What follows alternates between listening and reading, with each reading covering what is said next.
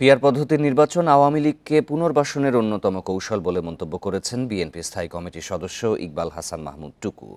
বলেন, শেখ হাসিনা যেমন উন্নয়নের নামে ক্ষমতায় টিকেছিল, তেমনি এখন কিছু দল সংস্কারের নামে রাজনীতি করতে চায়। বৃহস্পতিবার সন্ধ্যায় দলের গুলশান কার্যালয়ে জুলাই গণ অভ্যুত্থানের হতাহতদের পরিবারকে সহায়তা অনুষ্ঠানে এসব মন্তব্য করেন তিনি।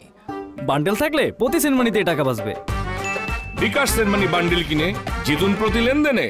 অনুষ্ঠানে শহীদ জাহিদের ছোট ভাই জিসানের ক্যান্সার অপারেশনের জন্য ৬ লাখ, সাবেক ছাত্রদল নেতা সাজিদুল ইসলামের স্ত্রী ও চট্টগ্রাম বিশ্ববিদ্যালয়ের ছাত্র গোলাম কিবরিয়াকে ১ লাখ টাকা করে সহায়তা দেয়া হয়। এ সময় ইকবাল হাসান মাহমুদ টুকু বলেন, পিআর পদ্ধতি টেস্ট টিউব নির্বাচন হিসেবে বিবেচিত হবে।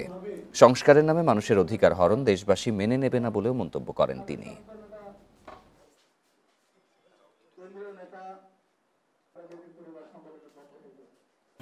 এটা হইতেছে যে পিআর সিস্টেম হলো যে সোজা মাথায় ওই যে বানরের পিঠাভাগের মতো, যাতে ঘোলা পানিতে আওয়ামী লীগ যাতে আবার অবতীর্ণ হইতে পারে। আওয়ামী লীগ তো মরে যায় নাই, সাময়িক নিষিদ্ধ করা হয়েছে। আওয়ামী লীগের ভোটও মরে যায় নাই।